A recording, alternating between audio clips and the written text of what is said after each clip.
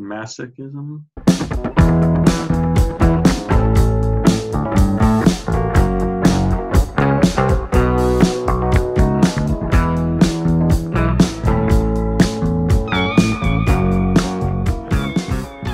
Hey everybody, welcome back to Listography. I am Ryan in Chicago, and we also got Joe from Pittsburgh. If you tuned in for our songs list, you would have noticed that we both had a song called No Leaf Clover on it, which doesn't appear on any studio album. It appears exclusively on S&M, which is the Metallica album with the San Francisco Symphony Orchestra behind it, and me and Joe both really dig this album. It's probably one of the reasons why I like Metallica a little more than I probably should is because I really dig this album. So in celebration of No Leaf Clover, our list today is going to be our favorite songs off of off of Metallica S&M. Yeah, Joe, what do you got No Leaf Clover on the brain, Ryan. I do.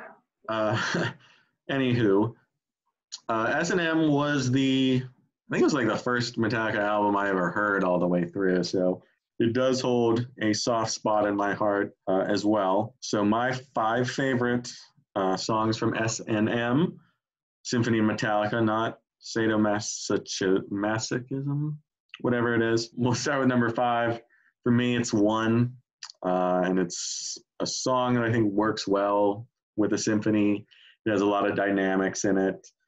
Just kind of sounds cool. Plus, I really like One originally, so this was my number 5. Number 4, another one of my favorite songs, and that's Fuel from Reload. I think it works well kind of for the opposite reason. You know, it's a very hard charging. This song always reminds me of driving really fast and, you know, pistons pumping, engines, all that. But I think it sounds kind of cool having that kind of straightforward sound with a symphony. You know, it's not something you normally hear.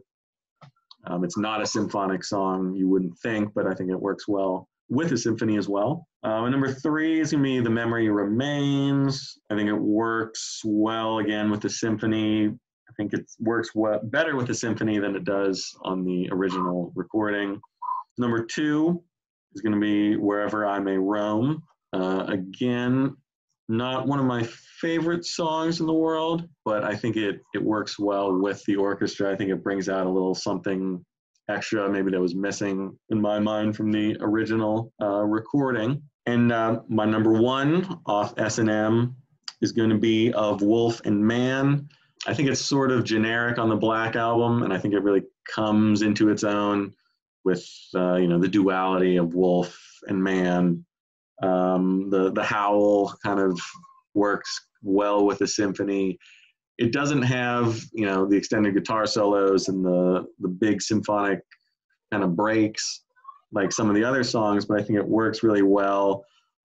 Just the symphony adding kind of color and background throughout the song. All right, my number 5 for my S&M list is going to be One.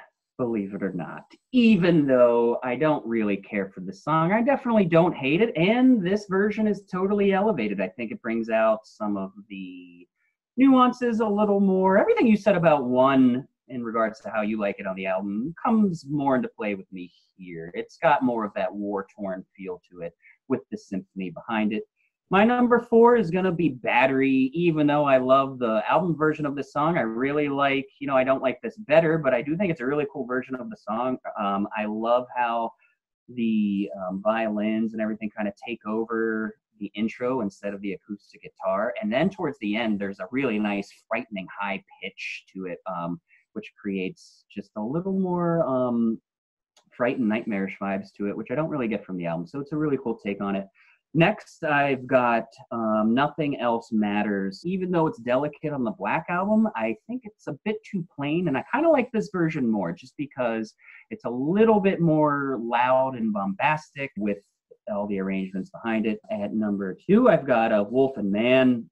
It's so frantic with the symphony behind it. I love it. Got a really nice pulse to it, a really nice like live feed feel to it. I think kind of the way it is on the Black Album, it feels really kind of just plain, a little bit mundane. I even think it's a little slower on the Black Album, so I really dig this version. And my number 1 is Hero of the Day. Dig the version on the album, but this I think is, other than No Leaf Clover, probably the best on the album. Just got a lot of the stuff that you want from S&M, and I think the problem with it on the album version is the bass and the guitar are just a little bit too boring. I would have liked, listening to it on the album, I would have liked a little more arrangements and stuff going on behind it, and here you are with S&M, you get it.